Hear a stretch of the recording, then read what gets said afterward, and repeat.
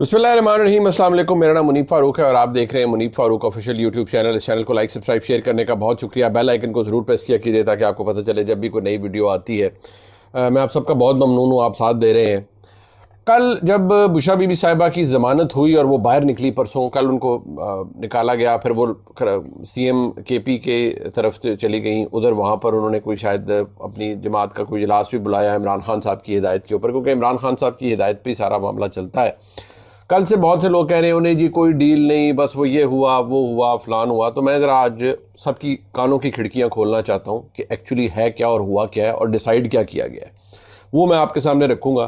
साथ ही साथ आज काजी फाइसा साहब के ऑनर में जीगर जज साहिबान ने अपने ज़ाती ख़र्चे पर उनको एक फेयरवेल दिया, खाना दिया, लंच दिया, और साथ ही फिर वो एक फुल कोर्ट रेफरेंस था जिसमें जो आने वाले चीफ जस्टिस हैं उन्होंने चीफ जस्टिस काजी फाइसा साहब के हवाले से क्या कहा।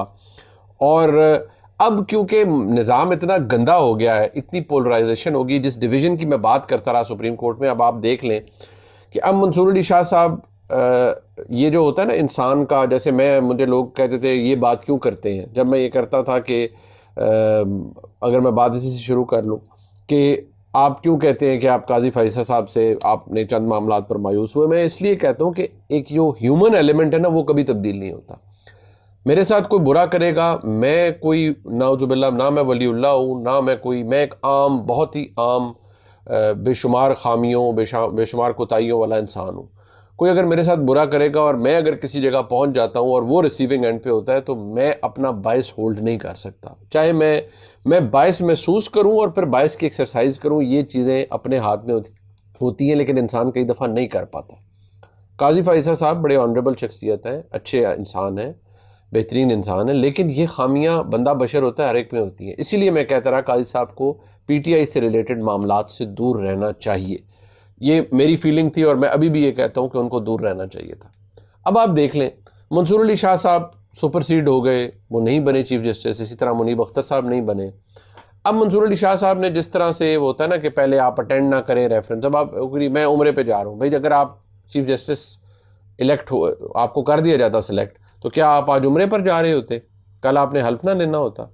बेसिकली आप उसको ना उस रेफरेंस का हिस्सा बनना चाहते थे और ना आप तहरीक हल्फ, जो तकरीब हल्फ बर्दारी है ना, उसका हिस्सा बनना चाह रहे हैं। यानी आपने कल काजी फाइसा साहब को तो छोड़ दें, आपने या अफरीदी साहब के लिए भी एक ऑकवर्ड सिचुएशन पैदा कर दी है कि आप उनकी तकरीब हल्फ बर्दारी में भी नहीं जा रहे। लेकिन शायद इंसान ऐसा ही है, हम इंसान बुत तराश लेते हैं। कल भी मैं काशिफ भाई साहब के प्रोग्राम में मैंने यही कहा कि हम बुत तराश लेते हैं और समझते हैं पता नहीं वो महात्मा बन गए हैं, पता नहीं लार्जर देन लाइफ लोग बन जाते हैं। ये सब कुछ होता है जी। इंसान बजाते खुद उसकी औकात, उसकी अहमियत, उसकी हैसियत यही है। अब आप देखें ये निज़ाम जिस तरीके से गंदा हुआ है, सब कुछ हुआ है। अब या अफरीदी साहब तो कल चीफ जस्टिस बन जाएंगे और अब हर एक को प्रॉब्लम है जी 26वीं यानी तरमीम कैसे हो गई, बिल्कुल ज़ोर ज़बरदस्ती से हुई, डंडे से हुई, जो भी। और जी 63A का रिव्यू क्यों सुना भाई? 63A का रिव्यू तो बहुत पहले सुना जाना चाहिए था। अगर एतराज़ काजी फाइसा साहब पर ये हो रहे हैं कि क्यों सुना भाई, जो तरीक़ाकार अपनाया गया, चले मैं भी कह सकता हूँ कि जितनी बर्क रफ्तारी से प्रैक्टिस एंड प्रोसीजर एक्ट के अंदर ऑर्डिनेंस के ज़रिए तरमीम की गई, वो उस पर ज़रूर सवाल उठता है। लेकिन क्या किसी ने पहले कोशिश नहीं की कि ये रेफरेंस सुना जाए, जो रिव्यू पिटिशन है सुनी जाए 63A के ऊपर?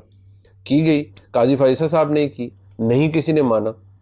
अब हालत ये है कि अगर एक गलती की तस्दीक की गई, क्योंकि 63A का फैसला सिर्फ हमजा शहबाज की पंजाब हुकूमत को ख़त्म करने के लिए लाया गया था और बंदयाल साहब उस आईनी धांधली के मुर्तकिब हुए, मैं अब ये कहूँगा। और उन्होंने ये सब किया, क्या लेगेसी छोड़ी उन्हें? ठीक है, उन पर भी सवाल उठ रहे हैं, सवाल काजी साहब पे भी उठेंगे और आज से ही उठना शुरू हो गए हैं। लेकिन मंसूर अली शाह साहब ने भी, जब मैं अब ये कहूँगा कि जिन फैसलों के अंदर, ये याद रखें, बड़े बड़े कभी लॉर्ड डेनिंग की मिसालें दी जा रही हैं, कभी हैंस केल्सन की थेरीज की मिसालें दी जा रही हैं, कभी आप गॉड फादर्स की और सिसिलियन माफियाज की बातें करना शुरू कर दें। इसका मतलब है आप वारदात डाल रहे हैं उस पूरे फैसले के अंदर। ये वारदातें इस मुल्क में डाली गई हैं, पहली दफ़ा नहीं, वारदातें इस मुल्क में डाली गई हैं और जुडिशल वारदातें डाली गई हैं। मैं अब उन्हें फैसले नहीं, वारदातें कहूँगा, क्योंकि उनका कोई ना कोई मकसद होता है। अब मैं आपको सिर्फ ये बताऊं कि अब जो मंसूर अली शाह साहब ने ये 23 24 अक्टूबर का ख़त लिखा है कि वो क्यों नहीं शामिल हो रहे। अब ये 5 पैराग्राफ्स के ऊपर ख़त है जी, और इसमें ये कह रहे हैं कि जी मैं मियां हाकिम निसार साहब जब अपने हदूद से आगे चले गए थे तो मैंने उनका भी जो आउट गोइंग रेफरेंस था मैंने उसमें शामिल नहीं हुआ। उन्होंने चीफ जस्टिस को कहा कि कि उन्होंने बड़े ही जिसे कहते हैं ना, उन्होंने कहा जी कि उन्होंने एक्सटर्नल इंटरफेरेंस जो अदलिया के अंदर है उसका रास्ता खोल दिया, और उसकी वजह से मुल्क के अंदर जो कुछ हुआ वो हम सब के सामने है। और उन्होंने बड़ी जिसे कहते हैं ना बेशुमार क्रिटिसिज्म किया है काजी फाइसा साहब के ऊपर, और बार बार उन्होंने ये बताया है कि जनाब ये इन्होंने अदलिया के अंदर मुदाखलत के दरवाज़े खोल दिए, और इनका जो किरदार था वो नहायत शर्मनाक था इस हवाले से। उन्होंने कहा जी कि instead of standing as a bull wall against the interference he open the gates, उन्होंने दरवाजे खोल दिए। उन्होंने बिट्रे किया, betraying the judiciary sacred role as a check and balance और power. He showed neither the courage nor the moral fortitude to defend the judiciary rather than ceded ground to those who sought to weaken the courts. उन्होंने कहा जी कि उनके जो actions थे वो displayed उन्होंने किया blatant disregard of collegiality and respect essential for maintaining judicial harmony. ये तो बंदयाल साहब के वक्त भी जुडिशल हार्मनी नहीं थी, वो उमर जो काजी फैसल साहब के वक्त भी नहीं आई। Through a pattern of self-righteousness, he consistently failed to engage in dialogue and refused to lead with consensus building. That is the hallmark of judicial leadership. इससे मैं एग्री नहीं करता कि जो कंसेंसस बिल्डिंग है और जुडिशल लीडरशिप के अंदर उसका कोई तुक नहीं बनता। फैसले जजेस ने देने होते हैं, लेकिन हाँ जब जजेस एजेंडे का हिस्सा बनते हैं, जब जजेस वो देते हैं जो उनसे पूछा ही नहीं गया होता, जब जजेस पिटिशन कोई आती है और दे देते हैं कि उसके अंदर ये फैसला देना है, जब पिटिशन करने वाला कोई और होता है और मांगने वाला होता ही नहीं है सिरे से तो उसको दे देते हैं। उस तरह की कंसेंसस हमें नहीं चाहिए, ना ही हमें जो कोई पंचायती स्टाइल जस्टिस चाहिए। बहरहाल उन्होंने कहा जी कि he has little regard for the judgments of this court and has contemptuously and unashamed यानी कि बेशर्मी के साथ suggested that may not be implemented by the executive. उन्होंने कहा जी कि उन्होंने बेशर्मी के साथ काजी फैसल साहब को, मंसूर अली शाह साहब कह रहे हैं कि उन्होंने बेशर्मी के साथ ऐसे फैसले लिखे जिसमें उन्होंने कहा कि जो एग्जीक्यूटिव है वो उस पर अमल दरामद ना करे। He has fostered bitter divisions and fractured relationships of colleagues within the court, leaving scars on the judiciary that will last long. ये अब उनका अंदर का गुस्सा, तो अंदर का जो एक वेनम है मंसूर अली शाह साहब का, वो बाहर आ रहा है बाकायदा तौर पर काजी फैसल साहब के खिलाफ, और ये आना ही था। और सारा कुछ जो हो रहा है, उन्होंने कहा जी कि उनका जो टेन्योर था वो will be defined by pettiness, छोटेपन, इंतकाम, vindictiveness and lowly approach to administrative, और बड़ी यानी कि सतही अप्रोच जो इंतज़ामी मामलात, एंड हैविंग नो ग्रेस और ह्यूमिलिटी, यानी कि कोई इज्जत नहीं, कोई ग्रेस नहीं, उसके बगैर उनका दौर इससे जाना जाएगा। To stand a reference in such and celebrate such a tenure would send a message that a chief justice can betray his institution, यानी कि ऐसे रेफरेंस को अटेंड करने का मकसद ये होगा कि ये मैसेज दिया जाए कि एक जो चीफ जस्टिस है जिसने अपने इंस्टीट्यूशन को धोखा दिया, उसकी जो ताकत थी उसको ख़त्म किया, जो नहायत ही सतही और घटिया था, और उसको फिर भी हम सेलिब्रेट कर रहे हैं as honourable servant of justice. I am sorry, I in good conscience cannot stand at a reference for such a chief justice। यानी उन्होंने काजी फैसल साहब को बहुत से यानी कि घटिया और पता नहीं क्या क्या, यानी कि आप ये कह रहे हैं कि जो बाकी जजेस बैठे हुए हैं वो फिर इस घटियापन के हक में बैठे हुए हैं, यानी कि अकेले मंसूर अली शाह साहब ऑनरेबल जज है और बाकी जजेस जो जितने भी बैठे हुए हैं वो सब इस घटियापन को अप्रिशिएट करें। चले ये दिन भी देखना पड़ना था कि ये हालत आ गई है। और मेरे हाल में जो लेटर लिखा जिस दिन पार्लियामेंट्री कमेटी का मीटिंग हो रही थी, जो अपना डिटेल रीजनिंग दी काजी फैसल साहब ने और जो उसी दिन आई, मेरे ख्याल में उसका बदला आज मंसूर अली शाह साहब कर रहे हैं।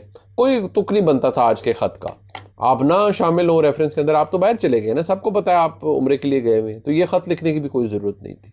लेकिन आप गए फिर माजरत के साथ, आप उम्रे की नीयत से नहीं गए, आप फिर इसमें ना शामिल होने के लिए गए हैं कि नहीं मैं यहाँ नहीं हूँ। भाई आप वैसे भी चले, आप लाहौर आके बैठ जाएं, आप किसी जगह सैर के लिए चले जाएं या उधर ही बैठे रहें, उस अदालत में बैठ रहे हैं और कहें मैंने नहीं जाना, उनसे मिलने के लिए, या मैंने रेफरेंस का हिस्सा नहीं बनना, मैंने फुल कोर्ट में नहीं बैठना, ना दावत में जाना है।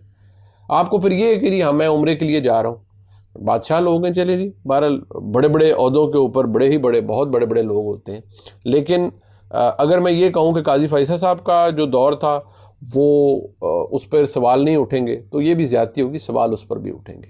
और सवाल मैं बहैसियत एक पाकिस्तानी खुद भी उठाता रहा हूँ, और मैं अब भी कहता हूँ, मैं पहले भी कहता हूँ कि जितने बड़े बड़े बुत तराशे, मुझे काजी साहब के दौर से भी मायूसी हुई है, मैं बिल्कुल खुश नहीं हूँ। मैं उम्मीद करता हूँ कि याया अफरीदी साहब का दौर इससे बेहतर दौर होगा, मैं उम्मीद करता हूँ, क्योंकि मैं उन्हें नहीं जानता, लेकिन बाहर की तारीफ सुनी, मैं उम्मीद करता हूँ कि उनका दौर बेहतर दौर होगा। अब ज़रा मैं इस बात पर आ जाऊँ जी कि बुशरा बीबी साहिबा को जो कल उनकी बेल हुई, परसों बेल हुई, कल वो गई और फिर अब पेशावर में है, जारी बात है वो वहाँ पर रहेंगी, उनको शायद पार्टी ने में मशवरा दिया, जिसने भी दिया। अब लोग कह रहे हैं नहीं नहीं कोई डील नहीं और शर्म आनी चाहिए जी, कोई डील नहीं फलां। अरे भाई केसेस तो पहले भी थे, केसेस में वो एक्विट भी हुई, नया केस बन जाता था। इस महीने क्या फ़ैसला लिया गया? इस महीने ये फ़ैसला लिया गया कि 26वीं आईनी तरमीम तो चले हो जाएगी, हो गई। फ़ैसला ये लिया गया कि जी इमरान खान साहब के लिए कोई पॉलिसी तब्दीली नहीं है। मैंने आपको कल कहा था इमरान खान साहब की बहनें भी बेल के बाद बाहर आ जाएंगी, उनकी भी बेल्स हो चुकी है। बुशरा बीबी की बेल हो चुकी है, वो बाहर आ चुकी है। इमरान खान साहब की हमशीरें जो हैं वो भी आ गई, बुशरा बीबी साहिबा भी आ गई। ये एक अच्छा फ़ैसला है। आप इसे डील कहें, कुछ कहें, ये फ़ैसला एस्टेब्लिशमेंट नहीं लिया है कि जी ठीक है ख़वातीन के हवाले से अब ये है कि जी वो कोई ज़रूरत नहीं है, ना उनका पर्पज़ है उनको वहाँ पर रखना। ये अगर किसी के दिमाग में ये है ना कि जी वो नहीं जी कोई बड़ा, मैं तो भाई पहले भी तो देख लेना, एक केस में बेल होती थी, 4 नए केस खुल जाते थे, कोई बाहर आने से पहले अगलों को गिरफ्तार कर लिया जाता था। ख़वातीन के साथ और मर्दों के साथ, दोनों के साथ हुआ, शाहमूद कुरैशी साहब के साथ हुआ। ये बात तो आप जहन में रखिए। हाँ, अब इस वक्त हो क्या रहा है? हो ये रहा है कि पाकिस्तान तहरीक इंसाफ के अंदर जो इन फाइटिंग या जो कुछ भी है, छोटे मोटे, वो कहते नहीं कोई ग्रुप बंदी नहीं, हर एक को अपने मसाइल होते हैं, क्योंकि इमरान खान साहब एक कदावर शख्सियत हैं, वो इस वक्त बाहर नहीं है। जब वो बाहर आएंगे तो उनकी पार्टी में डिसिप्लिन आ जाएगा। लेकिन अब शायद बुशरा बीबी साहिबा को ये जिम्मेदारी दी जाए कि वो आके डिसिप्लिन वगैरह को मेंटेन करवा सके इमरान खान साहब के बिहाफ पे।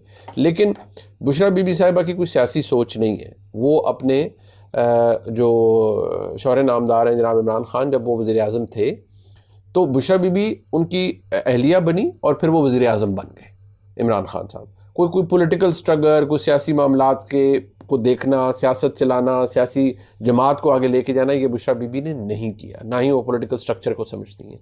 उन्होंने इक़्तिदार देखा है, उसके बाद ये रगड़ा देखा है जो पिछले 1.5-2 साल का है। अभी उनको सियासी मामलात को समझने में टाइम लगेगा। पार्टी को अगर इमरान खान साहब ने उनके ज़रिए डिसिप्लिन करवाना है तो लोगों को टाइम भी लगेगा। लेकिन ये बात फैक्ट है कि बुशरा बीबी साहिबा एक अंडरस्टैंडिंग के तहत बाहर आई हैं, इसलिए कि अगर उनको किसी ने जेल में मज़ीद रखना होता तो 10 तरीके रखे जा सकते थे। ये भूल जाएं कि जी बड़ा कोई आसमान टूट पड़ा था, एक केस में बेल हो गई, पता लगता है आपको पता ही नहीं होता कहाँ कहाँ से केस निकल आते हैं। ये चीज़ें अगर तो हालात मामलात ठीक रहे तो बुशरा बीबी साहिबा भी बाहर आ गई हैं, इमरान खान साहब की हमशीराएँ भी इंशाल्लाह बाहर आ जाएंगी ऐसे ही। और मैं दुआ करता हूँ कभी ये वक्त ना आए कि ख़वातीन अंदर हो। हाँ, अब वो जो 9 मई वाले केसेस हैं, जैसे उनमें डॉक्टर यास्मीन राशिद साहब हैं, वो बदकिस्मती से अभी भी जेल के अंदर हैं, साल से ऊपर हो गया है। अब उनको केस, उसके केस का क्या बनता है, क्या होता है, ये तो अगर वो भी अगर बाहर निकलेंगी, मैं आपको दोबारा कह रहा हूँ, बगैर किसी अंडरस्टैंडिंग के नहीं निकलेंगी, बगैर किसी मामलात की दुरुस्तगी के वो बाहर तशरीफ नहीं ला सकती। अब आगे ये होगा जी कि पार्टी के हवाले से ज़रूर कोशिश की जाएगी रियासती तौर पर कि पार्टी के अंदर ग्रुप बंदी हो, पार्टी उतनी मजबूत ना हो, या पार्टी हो तो उसके अंदर, क्योंकि पार्टी के अंदर बहुत से लोग ऐसे हैं जो इस्टेब्लिशमेंट से राब्ते में होते हैं और थे और बाकायदा तौर पर रहे हैं और रहेंगे। तरीकाकार यही है ना, ब्रेक करने का, पार्टियों को अंदर इन्फिल्ट्रेट करने का, कि वो इस्टेब्लिशमेंट से फेवर लेते हैं, राब्ता रखते हैं, चलिए मैनू कुछ ना करना, मैं इधर हो जाऊँगा, मैं चुप कर जाता हूँ, मैं ये कर देता हूँ। फिर साथ ही साथ गंडापुर साहब हैं, वो ललकार रहे हैं, ये करो वो करो, फिर वो थोड़ा सा इधर उधर होते हैं, फिर उनको थोड़ा सा डिसिप्लिन किया जाता है कि जी भाई आप क्या कर रहे हैं। फिर वो 12 ज़िले क्रॉस करके पता पहुँच जाते हैं खैबर पख्तूनख्वा, फिर वो ललकारते हैं मैं छोड़ूंगा नहीं, मैं ये नहीं करूँगा, मैं वो नहीं। औकात सबको सबकी पता है, हम समेत, कि क्या औकात है और कितनी ताकत और इख्तियार हर एक के पास होता है। किसी को मेरे ख्याल में गलतफहमी नहीं होनी चाहिए। तो इस वक्त तो जो सूरत हाल है वो ये कि सब ये जो प्लान चल रहा है या जिस तरह भी चल रहा है, जिस तरह मुक्तदरा चाह रही है वो वही कर रहे हैं। हाँ, इमरान खान साहब के लिए नहीं है कोई रिलीफ अभी। इमरान खान साहब के लिए ना ढील है ना डील है। उनकी सियासत के ऊपर फ़िलहाल तो आगे बैरियर लगा हुआ है और उसके ऊपर जो है ना एक रेड लाइन लगी हुई है। लेकिन रेड लाइनें हमने अपने मुल्क में तब्दील होते हुए भी देखी हैं। तो फ़िलहाल तो ऐसा कुछ नहीं हो रहा। हाँ, ख़वातीन के हवाले से हो गया, मैं खुशी का इजहार करता हूँ और आगे भी दुआ करता हूँ कि कम अज़ कम ख़वातीन इस चक्कर से निकलें और उनको किसी को कोई मसाइल ना हो। लेकिन ये जो पूरा कहा जा रहा है कि नहीं बड़ा भाई मेरिट पे बेलें यहाँ पहले भी होती हैं, लेकिन पता कोई नहीं चलता क्या हो गया, आप उसे क्या कह सकते हैं। लिहाजा ये गलतफहमी हर एक को दूर कर देनी चाहिए। इस वक्त जो मामलात, हालात, वाक़यात हैं वो आपके सामने हैं जी, और ये ऐसा ही है और ऐसा ही चलेगा। लेकिन पाकिस्तान की अदलिया के अंदर एक तलातुम बरपा हुआ, अभी भी उसका जवाब शायद ये 8 जजेस, क्योंकि मंसूर अली शाह साहब कहीं नहीं जा रहे, वो सुप्रीम कोर्ट के अंदर हैं। मुनीब अख्तर साहब फ़िलहाल कहीं नहीं जा रहे, वो सुप्रीम कोर्ट के अंदर हैं, और बाकी जज साहिबान भी। तो वो क्या रिएक्ट करते हैं, कैसे चलता है, ऐसे ही चलते हैं या आफरीदी साहब के साथ नॉर्मली चलते हैं, या कोई आपको मज़ीद एक लड़ाई सुप्रीम कोर्ट के अंदर जो नज़र आती है, जिसका बारे में कहा जा रहा है और ये ख़बरें ज़रूर आ रही है, जो होती है ना हल्की आंच पे कुछ चीज़ सिमर करती रहती है, वो ज़रूर है मौजूद। वो कब फटती है या नहीं फटती, या फटना लाजमी है, उसके बारे में शायद आपको आने वाले चंद महीनों के अंदर ज़रूर पता चलेगा। हो सकता है कुछ ना हो, लेकिन हो सकता है कुछ हो जो कि बहुत बायसे शर्मिंदगी भी हो। क्योंकि अगर आपके मुल्क की सबसे बड़ी अदालत के अंदर ऐसा कुछ होता है तो वो भी बहुत अजीब होगा। तो जनाब ये व्लॉग है, इसे लाइक सब्सक्राइब शेयर कीजिएगा। इंशाल्लाह रात को आपसे फिर मुलाकात होती है। खुदा हाफ़िज़।